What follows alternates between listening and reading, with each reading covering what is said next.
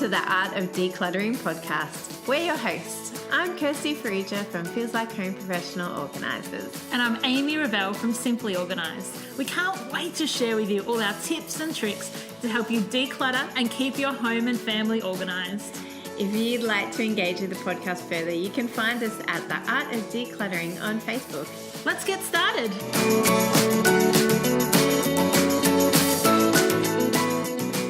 Welcome to episode 25 of the Art of Decluttering podcast show. Today we are going to be talking about organising and decluttering your Christmas functions.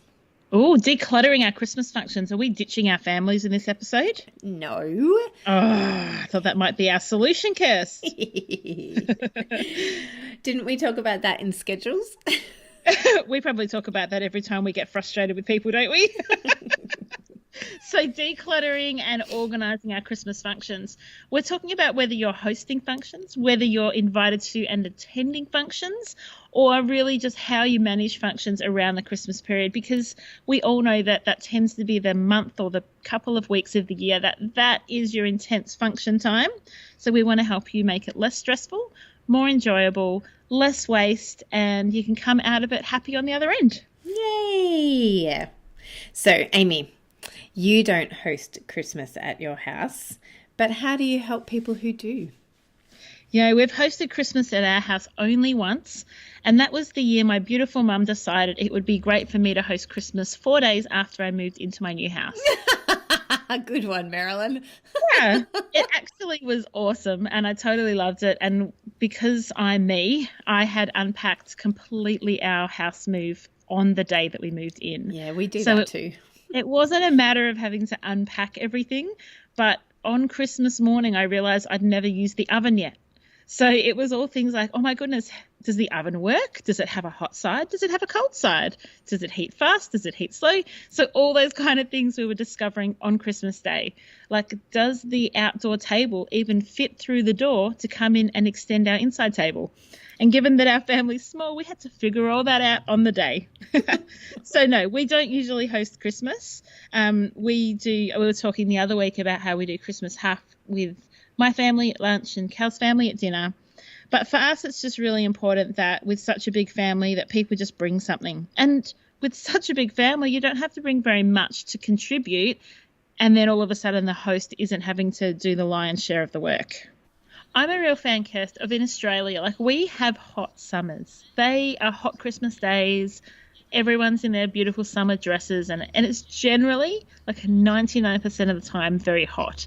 And so the beauty of that is it's not difficult to bring a salad or it's not difficult to bring a dessert that then doesn't need oven space when you've already got maybe a chicken or a turkey or a roast in there. And so if you're going to someone's house for a Christmas function, consider what you can take that doesn't need an oven or even refrigeration if that's possible, because that will make the host's job a lot easier of juggling things in the kitchen once everyone arrives. Yeah, or take an esky, your own esky if it needs to be kept cold. That's a great idea. I never would have thought of that. Really? No. Glad I can contribute something to this conversation, Amy.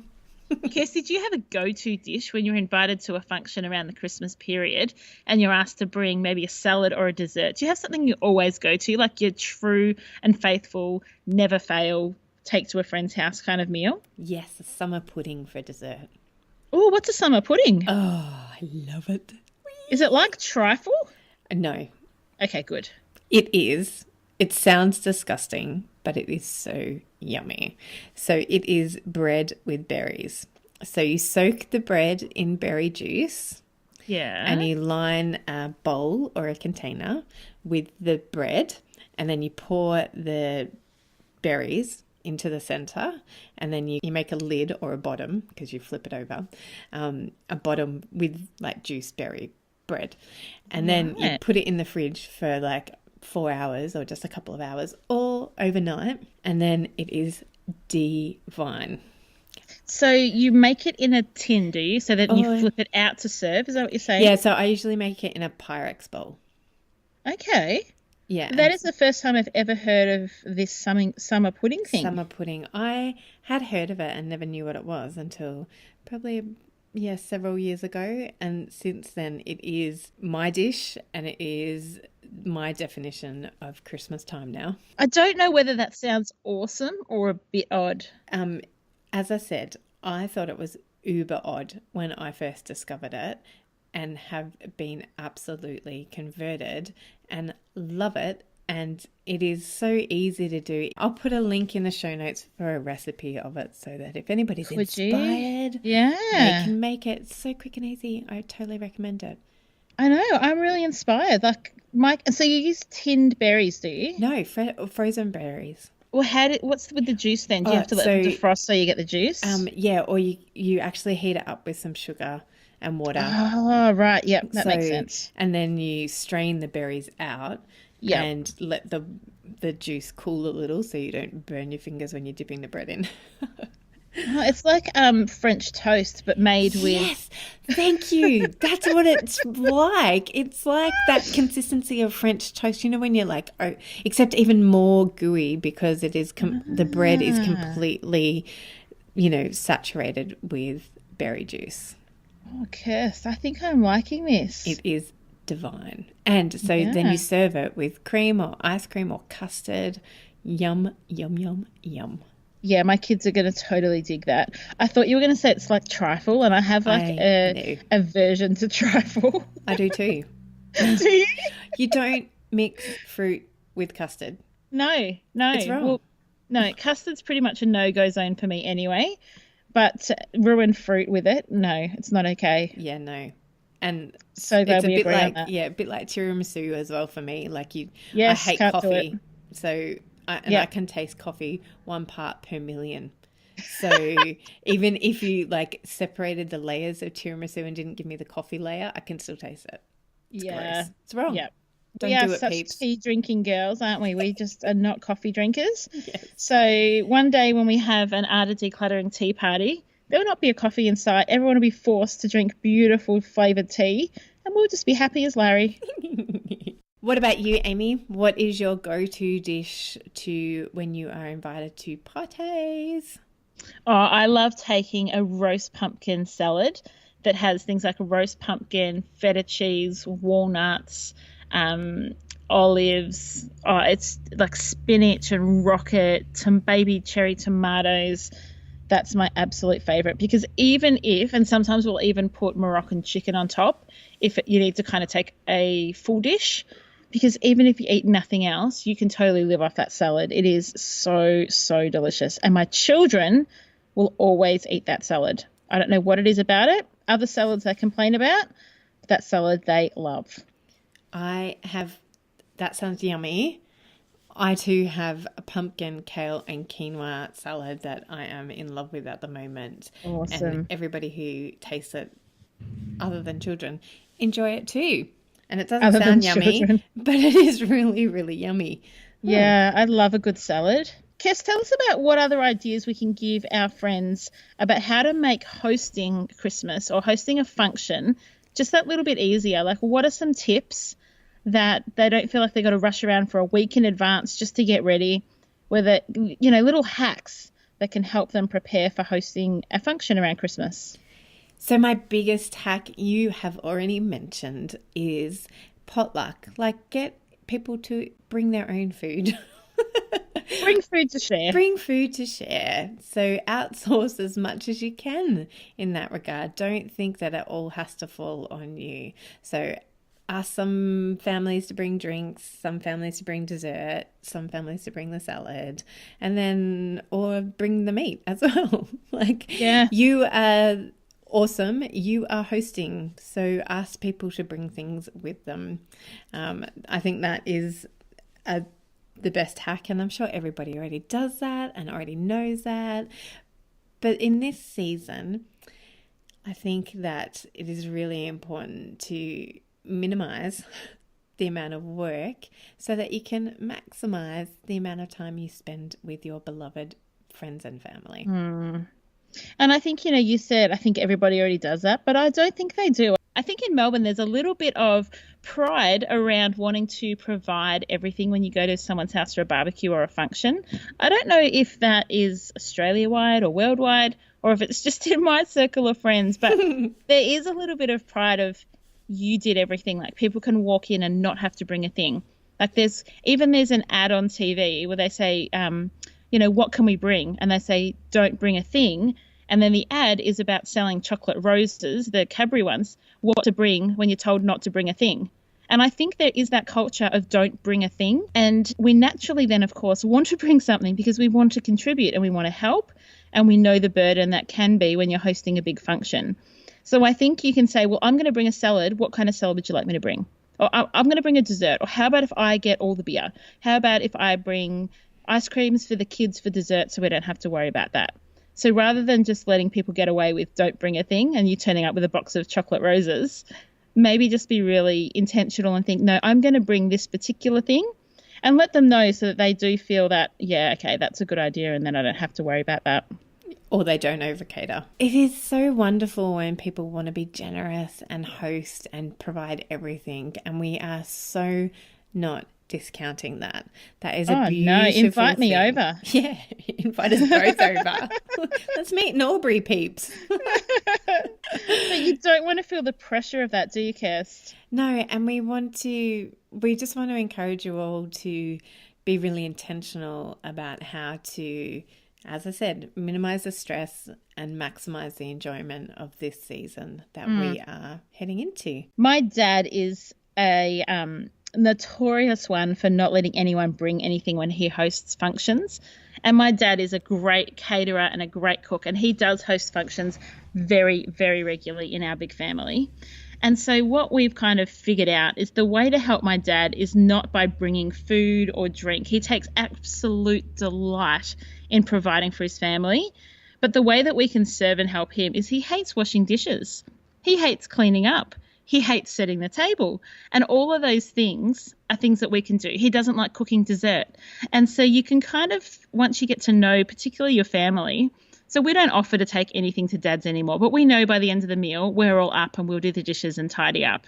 So, there's different ways to serve when you're out and about, but just make sure that you're not that person that sits on the couch and expects to be served like a royal king, when actually it's about family and connection and community. And you know what?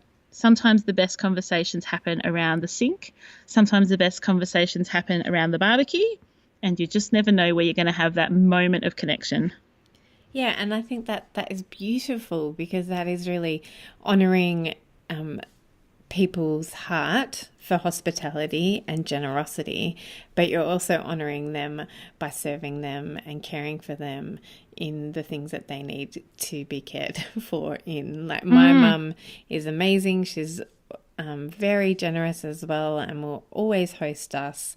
However, the way that we can love her the best is by getting off our butts and helping. So I'm hoping none of my brothers and sisters are listening to this, so I can get away with being the slob on the couch again. If they don't know, then you can get away with it. So, Amy, what's one of your hacks? Well, one of my hacks is all about making the hosting of the function relatively easy. And that means that when we host, say, parties, or we have people over from school, is there's not this pressure that you have to serve everybody dinner on a beautiful white plate. There's not pressure that everybody has to sit on a leather couch. So what that means in our home is that if we're hosting more than about 20 people, so we have dinner sets that we can serve easily 12, relatively easily 24, but after that we're totally going plastic. But I don't want to wash 24 dishes.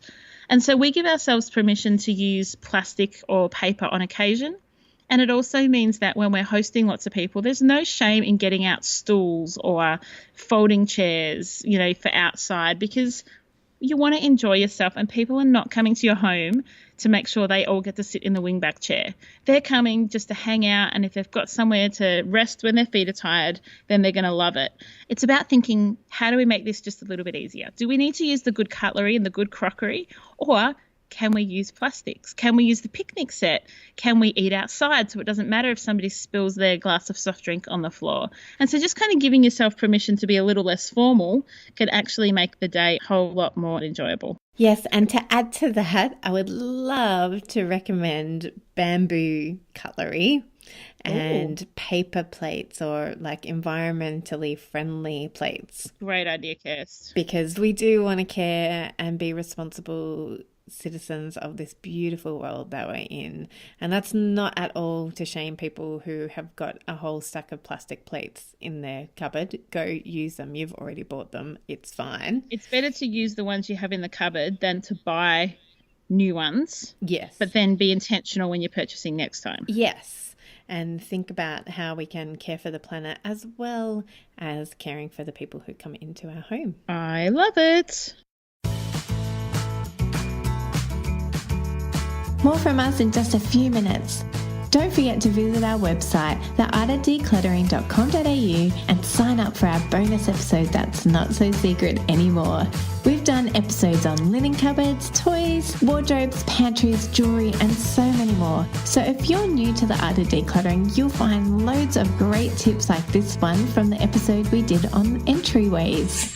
We keep hooks right next to our door for our keys, so that coming and going, we put our keys straight away. So if you haven't got somewhere to store your car keys, you can go as simple as what Kirsty was saying, and that's just putting a basket somewhere near the door or on top of something that you know where it is, and just make sure they always go in there. And for us, that's just hanging them up near the door.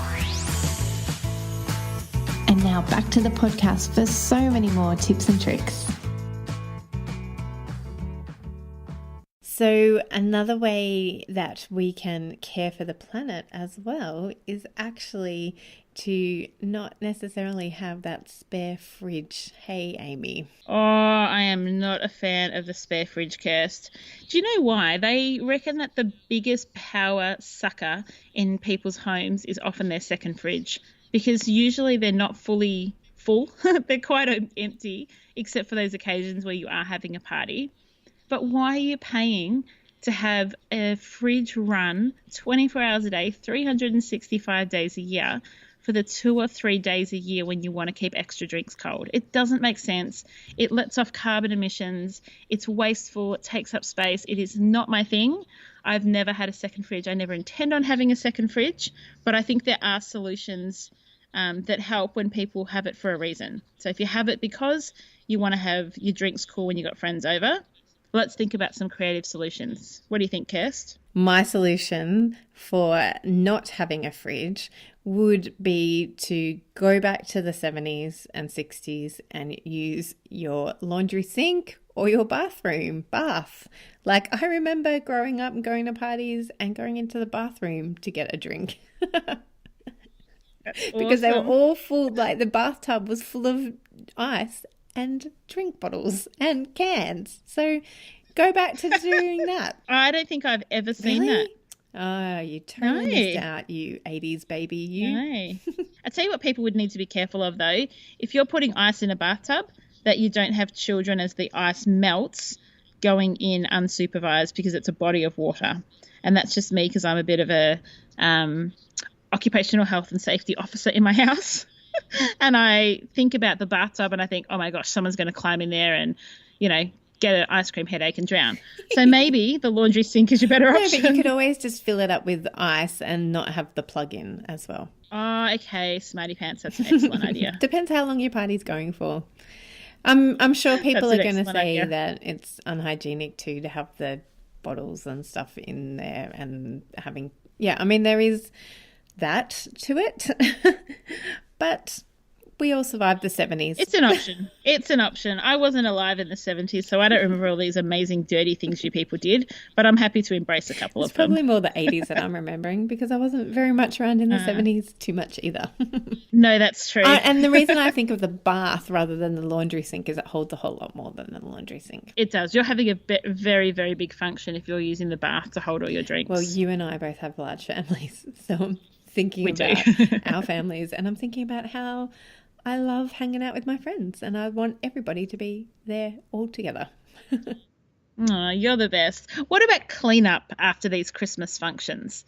Because I grew up in a home where mum and dad hosted parties and dinner parties regularly, and it was always the thing that you cleaned up completely before you went to bed.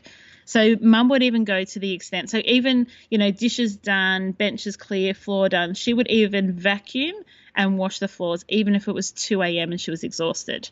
And I love that. Like, I've totally taken that on, and I hate going to bed when there's, after a party, when there's mess, kids parties, Christmas parties, whatever. But how do we make that easier? How do we, when the party's wrapping up, do you just kind of leave it all and go to bed and deal with it in the morning? What do you do? I have a Simon. That's my solution And Simon to it. Everybody get a Simon, because he is a Maryland as well. He runs around like a headless chook until whatever time, because he wants to wake up and enjoy a beautiful, clean home the next day. Yeah, I'm with you, Simon. It makes such a difference. Yeah, so I think that how you overcome your natural unease with being a Simon and a Marilyn is to just do it. Come back to my favorite saying is to just do it. Just tackle little things at a time, not look at the whole big picture and go, oh my goodness, it's going to take me 3 hours to clean this up. Because it actually probably isn't going to take you 3 hours to clean it up. No. Just go, you know what? I'm just going to go around and clean up all the rubbish. That's going to take me 10 minutes. Awesome. Done that. Now I'm going to do all the dishes, stack the dishwasher. That's going to take me another 10 minutes. Great. Now it's time to do the dishes. That's going to take me 20 minutes. Done. Now I've got to wash the floor. 10 minutes. Done. And see, you break it down into little chunks, and it's not so overwhelming. But when you look at the whole big picture, it's really overwhelming and so much easier to just go, see ya, and go to bed. Go to bed and pretend it doesn't exist. And then you've got to wake up, and you wake up feeling that it's overwhelming, and you might put it off again. Whereas if you just did it, it's done. You don't have to worry about it anymore, and you don't have to concern yourself that I've got to get to that task. Yeah, just do it properly the first time, and you won't ever have to think about it again. Now, Amy. Yes, Kirsty? We forgot to go back to the fridge. What was your solution to keeping the fridge and using it properly? Oh, we don't keep it. Don't keep it. Don't keep it. If you have to keep it, there's a couple of options. One is that you turn it off for the 11 and a half months of the year that you don't need it, and just turn your spare fridge on when you actually need it. I think there's this fear in Australia, and it might be over in other nations as well. So let us know if you're listening in from overseas and you have exactly the same thing. There's a total fear of having someone pop around and not having a drink available for them. And I just don't have that fear, because we serve water in our family 99.9% of the time, as in for the four of us, that's what we drink. We drink water, and my husband drinks coffee. Like, that's about as sophisticated as it gets. And I grew up in a Cypriot family, very hospitable, but we often were served water, and that was like a cold water to me is the most beautiful thing to drink on a hot day. So I'm not always afraid. Like, I don't feel like we should have soft drink on tap. I don't feel like we should have bottles of wine hidden away just in case people turn up, all chilled and that kind of thing. So I think just let yourself be okay with the fact that if someone turns up unexpectedly, a glass of cool water is a totally acceptable drink to offer. So another thing I just wanted to encourage our listeners in is that Christmas functions don't need to be fancy. We often go into people's homes and find platters that are specifically for Christmas, and plates that are specifically for Christmas that have decorative, Christmas decorations on it. And I think they're great and they serve a purpose. However, so do white plates, so do white platters, so does everyday use things, and people aren't going to be offended that they're served up a shortbread biscuit on a white platter instead of a white platter with red around the edges to make it Christmassy. I could not agree more, Kirst. So I would actually suggest for novelty items around Christmas that are crockery, that you keep them in with your Christmas decorations. So you only pull them out at the start of December or whenever it is that you set up your Christmas tree and decorate, and then you can use them for that duration of the Christmas tree being up, and then pack them back away for the rest of the year. So if you've got Christmas mugs or Christmas plates, Christmas bowls, Christmas serving dishes, I highly, highly, highly recommend that they go away with the Christmas things and then come out again so you can use them. But don't be tempted to keep them using up prime real estate in your kitchen for the most of the year when you don't use them. Speaking of kitchen space, here's my segue. Yes. What do you suggest people do to make sure that the food that they serve on Christmas Day or Christmas functions isn't spoiled and doesn't go to waste? Oh, I find it really disheartening, Kirst, with how much food we waste at functions. Because I think there's a fear. Today I feel like I'm talking about all the fears that we have of insecurities of when we host, but I think there's a fear of taking food that's sitting on a table or a bench and popping it in the fridge when people are clearly finished with it. I don't know if we feel like we need to just let people linger longer, but the food will spoil after a certain amount of time. And as someone who had salmonella probably very recently, 2-3 weeks ago, I would never want to risk ever having that again. So what I would suggest is before you host a Christmas function is buy some of those disposable containers that you can put leftovers in.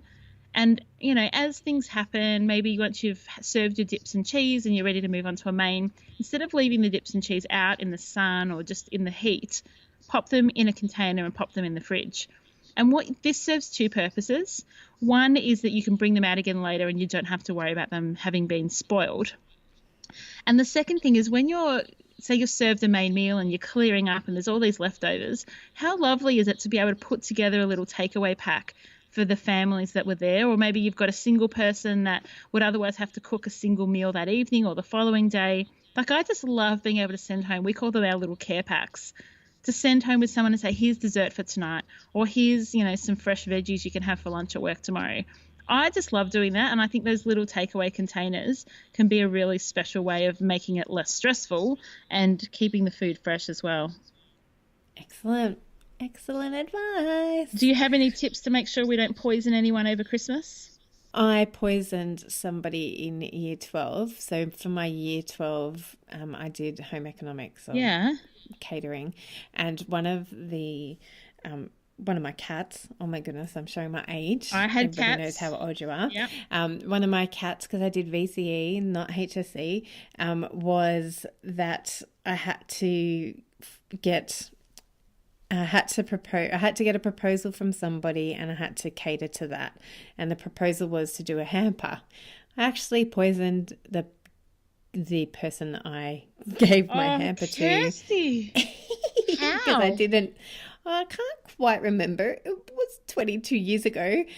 So I think something wasn't sealed properly or, but they got sick using my Christmas hamper. Did you still pass? Oh, yeah, because my teacher didn't know about it. Oh, that's because I don't know when they used the hamper, but I'm sorry, Sue. I apologise. I'm still apologising 22 years later. Oh, you poor thing. Poor Sue. Poor Sue and her family. No, I loved your advice. Get it off the table as soon as you know that it's not being used anymore. Like, there's nothing more frustrating than seeing dips and cheese that was served for entree still there for dessert. Hours later. Yeah, which the cheese is fine because the cheese goes with dessert, but dips not so much. Yeah, not so when much. you bring out your summer pudding and your ice cream and your pavlovas and not your tiramisus and not your trifles. No, you guys can keep those all to yourselves. One thing that we do that just makes life just that bit simpler when we're hosting a function is we tend to do ice creams for the kids for dessert. And that means two things. It means I don't have to have bowls and spoons and all of that kind of thing for kids. And it also means we can send them outside. And so they just get whatever kind of ice cream I happen to have bought, and the kids all grab one and go outside. And you see the adults' eyes where they're looking at maybe a pudding that's been made or some sticky date pudding or pavlova. And you can see they're thinking, actually, I wouldn't mind that ice cream and just to go outside. And so we always have extras and say, hey, if any adults want an ice cream too, feel free. And, you know, a few of them always pipe up and go, yeah, I wouldn't mind one. Great tip. So we just want to encourage you all to really enjoy your functions this year. Like, have safe functions, have fun, enjoy the people that you're spending time with, and remember that that is the purpose of the function, is to spend time with people. So do all you can to be prepared early and do all you can to relax and enjoy spending time with your family and friends. by asking them to bring some food with them, by what else, Amy? What else? So you might take on a few of our tips from today. You might ask your family to bring a dish when they come. You might relieve yourself of the burden of having to serve all your Christmas food on Christmas platters and just go with the ones that you already have in the cupboard. You might choose to use some recyclable cutlery and crockery to reduce your own burden. And you might choose to just spend maybe 45 minutes at the end of a night totally cleaning up your house. So in the morning, you wake up fresh and beautiful and just ready to get back into your day. So we hope that you are enjoying this Christmas series on our podcast.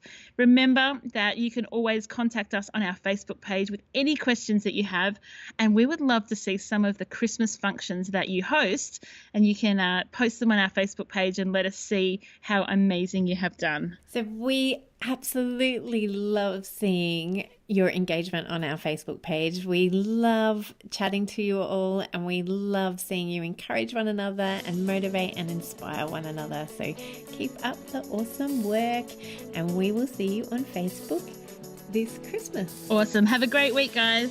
Bye. Bye.